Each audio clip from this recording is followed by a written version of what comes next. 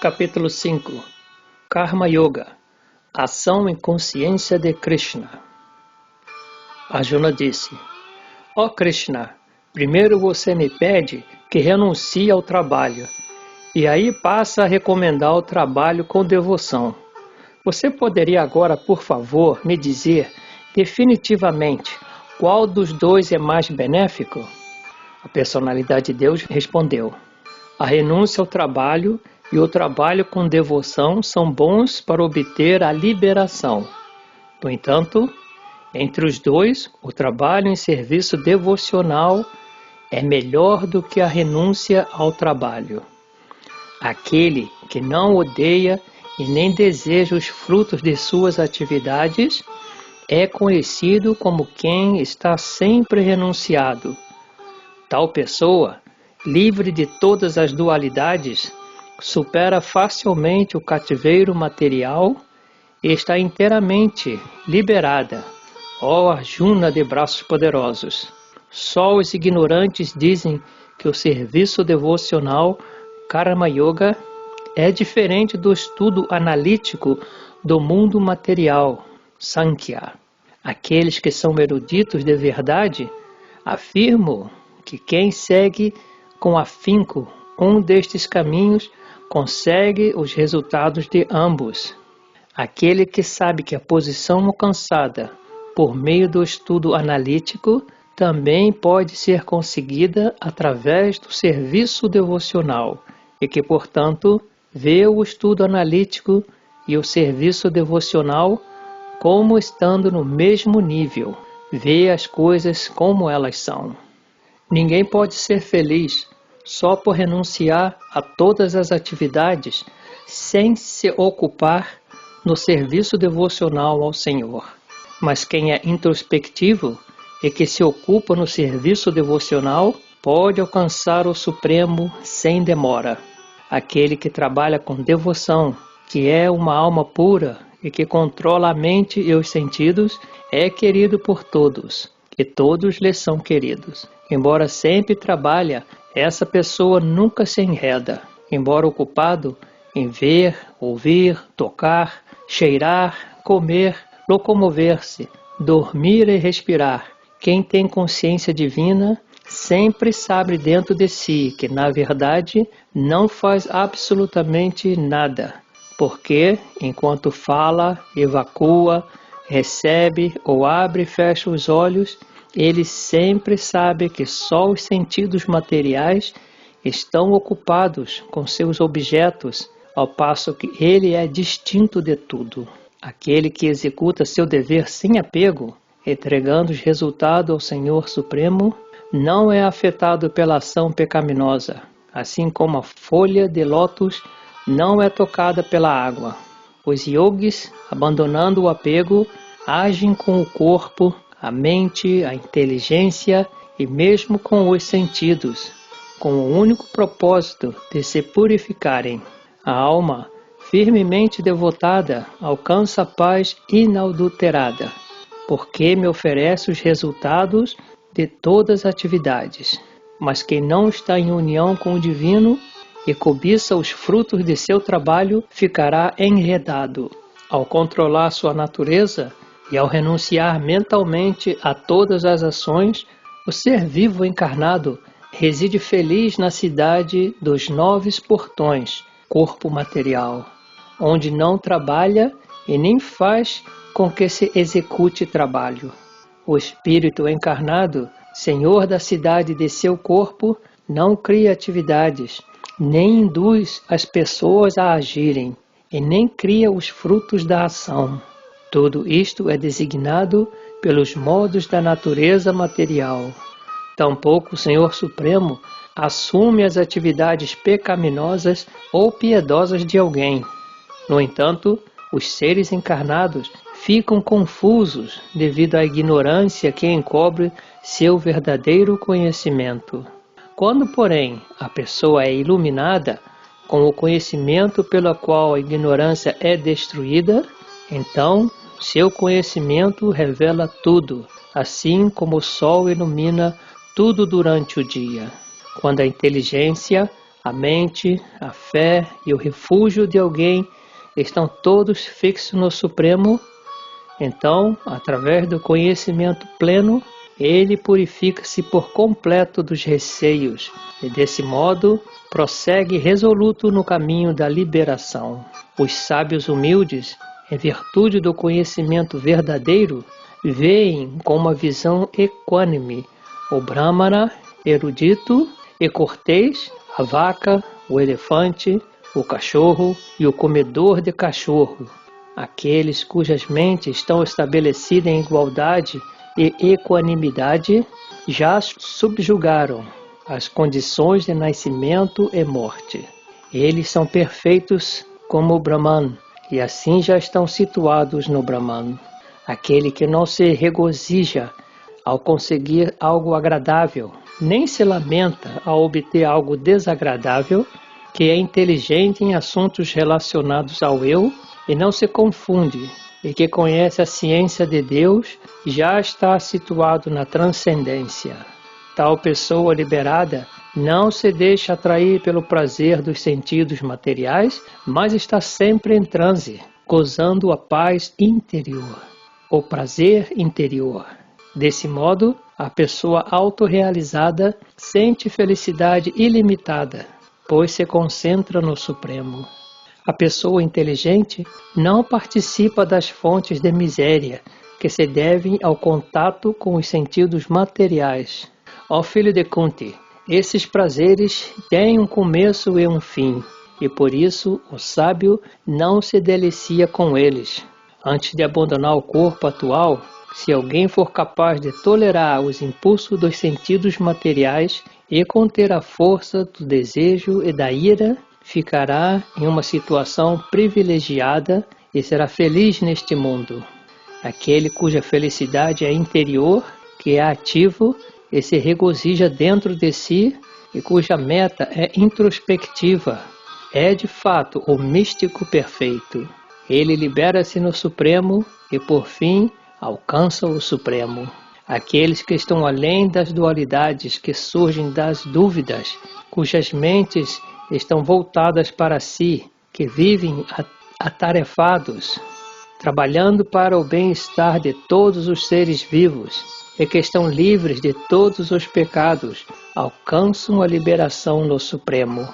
Aqueles que estão livres da ira e de todos os desejos materiais, que são autorrealizados, autodisciplinados e empreendem um constante esforço em busca da perfeição, têm garantido a liberação no Supremo num futuro muito próximo, fechando seus objetos sensoriais externos, mantendo os olhos e a visão concentrada entre as duas sobrancelhas, suspendendo dentro das narinas os alentos que entram e que saem, e assim controlando a mente, os sentidos e a inteligência. O transcendentalista que visa a liberação livra-se do desejo, do medo e da ira. Alguém que está sempre neste estado é de certo liberado. Quem tem plena consciência de mim, conhecendo-me como beneficiário último de todos os sacrifícios e austeridades, o Senhor Supremo de todos os planetas e semideuses, e o benfeitor e bem-querente de todas as entidades vivas, alivia-se das dores e misérias materiais.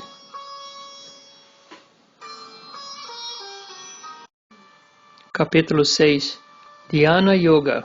A Suprema Personalidade de Deus disse: aquele que não está apegado aos frutos de seu trabalho e que trabalha conforme sua obrigação está na ordem de vida renunciada e é um místico verdadeiro, e não aquele que não acende nenhum fogo nem cumpre dever algum. Fique sabendo que aquilo que se chama renúncia é o mesmo que yoga, ou a união com o Supremo. Ó filho de Pandu, pois nunca pode tornar-se um yogi quem não renuncia ao gozo dos sentidos. Afirma-se que para quem é neófito no sistema yógico óctuplo, o trabalho é o meio, e para quem já está elevado em yoga, a cessação de todas as atividades materiais é considerado o meio. Disse que alguém está elevado em yoga quando tendo renunciado a todos os desejos materiais, não age em troca dos gozos dos sentidos, nem se ocupa em atividades fruitivas. Com a ajuda da mente, a pessoa deve liberar-se e não degradar-se. A mente é amiga da alma condicionada e é também a sua inimiga. Para aquele que conquistou a mente é o melhor dos amigos. Mas para quem fracassou neste empreendimento, sua mente continuará sendo seu maior inimigo. Quem conquistou a mente já alcançou a super-alma, pois vive com tranquilidade. Para ele, felicidade e tristeza, calor e frio, honra e desonra são as mesmas coisas. Diz que alguém está estabelecido em autorrealização e se chama um yogi ou místico quando está plenamente satisfeito em virtude do conhecimento e da percepção adquiridos. Ele está situado na transcendência e é autocontrolado. Ele vê tudo, sejam seixos, pedras ou ouro, com igualdade. Considera-se ainda mais avançado quem vê os bem-querentes honestos, os benfeitores afeituosos, os neutros, os mediadores, os invejosos, os amigos e os inimigos, os piedosos e os pecadores, todos com uma mente equânime. O transcendentalista deve sempre ocupar seu corpo, mente e ego em atividades relacionadas com o Supremo. Ele deve viver sozinho num lugar isolado e deve sempre, com todo cuidado, controlar sua mente. Ele deve estar livre de desejos e sentimentos de posse.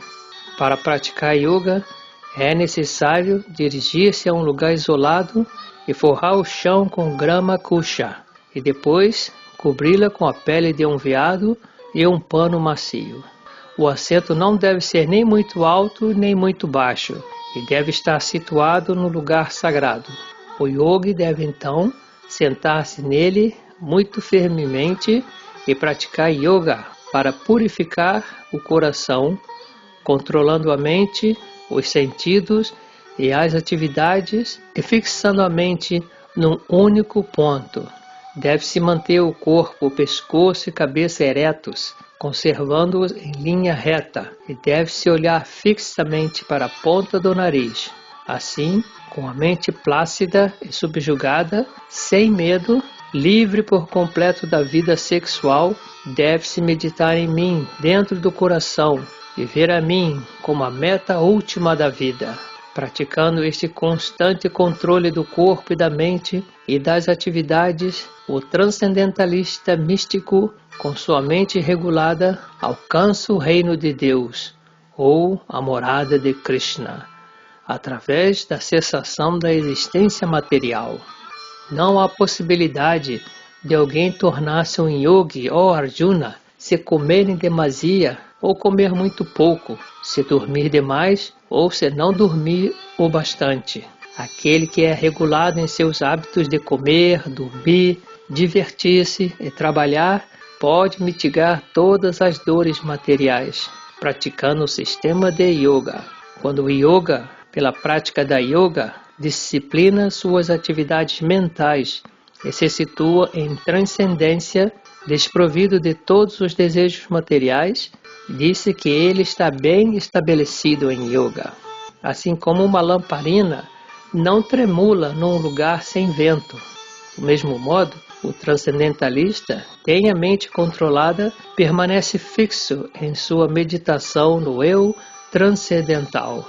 Na etapa de perfeição, chamada transe ou samadhi, a mente abstém-se por completo das atividades mentais materiais pela prática da yoga. Caracteriza esta perfeição o fato de se poder ver o eu com a mente pura e sentir prazer e regozijo no eu. Neste estado jubiloso, o yogi situa-se em felicidade transcendental ilimitada, percebida através de sentidos transcendentais. Neste caso, ele jamais se afasta da verdade e, ao saber isto, vê que não há ganho maior. Situando-se em tal posição, ele nunca se deixa abalar, mesmo em meio às maiores dificuldades. Esta é a verdadeira maneira de alguém livrar-se de todas as misérias surgidas no contato material. É necessário ocupar-se na prática de yoga com fé e determinação, e não se desviar do caminho. Deve-se, sem exceção, abandonar todos os desejos materiais nascidos da especulação mental e, desse modo, controlar todos os sentidos por todos os lados, através da mente. Aos poucos, passo a passo, o yogi deve se situar em transe por meio da inteligência alimentada pela convicção plena, e assim a mente deve fixar-se no eu apenas e não se deve pensar em mais nada. Sempre que a mente divague devido à sua natureza instável e inconstante, deve-se com certeza coibi-la e trazê-la sob o controle do eu. O yogi que tem a mente fixa em mim alcança com certeza a mais elevada perfeição da felicidade transcendental. Ele está além do modo da paixão, percebe sua identidade qualitativa com o Supremo e assim livra-se de todas as reações de seus atos passados. Assim, o yogi autocontrolado, constantemente ocupado na prática de yoga, livra-se de toda a contaminação material e alcança a etapa mais elevada, a felicidade perfeita no serviço transcendental amoroso ao Senhor. O verdadeiro yogi me observa em todos os seres e também vê todos os seres em mim. De fato, a pessoa autorrealizada vê a mim, o mesmíssimo Senhor Supremo, em toda a parte. Para aquele que me vê em toda a parte e vê tudo em mim, eu nunca estou perdido, nem ele estará jamais perdido para mim. Tal yogi que se ocupa no serviço de adoração à super-alma, sabendo que eu e a super-alma somos um, sempre permanece em mim em todas as circunstâncias. O yogi perfeito é aquele que, através da comparação com o seu próprio eu, vê a verdadeira igualdade de todos os seres, quer se sintam felizes, quer infelizes. Ó Arjuna! Arjuna disse: Ó Madhusudana, o sistema de yoga que você resumiu parece-me inviável e impraticável, pois a mente é inquieta e instável. A mente é inquieta, turbulenta, obstinada e muito forte. Ó Krishna, parece-me que subjugá-la é mais difícil do que controlar o vento. O Senhor Krishna disse: Ó poderosíssimo filho de Kunti, é sem dúvida muito difícil refrear a mente inquieta, mas isso é possível pela prática adequada pelo desapego. Para alguém cuja mente é desenfreada, a autorrealização é tarefa difícil, mas aquele cuja mente é controlada e que se empenha com meios apropriados, com certeza terá sucesso.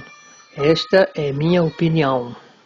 Arjuna disse: Ó Krishna, qual é o destino do transcendentalista malogrado que no começo adota com fé o processo de autorrealização, mas que mais tarde desiste devido à mentalidade mundana e desse modo acaba não alcançando a perfeição no misticismo? Ó Krishna de braços poderosos, será que tal homem que se afasta do caminho da transcendência desvia-se também do sucesso espiritual e material e sucumbe como uma nuvem destroçada, sem posição em esfera alguma? Esta é a minha dúvida, ó Krishna, e eu lhe peço que a dissipe por completo. Com exceção de você, não há ninguém que possa destruir esta dúvida. A Suprema Personalidade de Deus disse: Ó filho de Prita, um transcendentalista ocupado em atividades auspiciosas não se depara com a destruição nem neste mundo, nem no mundo espiritual. Quem faz o bem, meu amigo, jamais é vencido pelo mal. Por muitos e muitos anos de gozo nos planetas habitados por entidades vivas piedosas, o yogi malogrado nasce numa família de pessoas virtuosas ou numa família aristocrata e rica. Ou, se fracassa após longa prática de yoga, ele nasce numa família de transcendentalista que com certeza tem muita sabedoria. É claro que semelhante nascimento é raro neste mundo.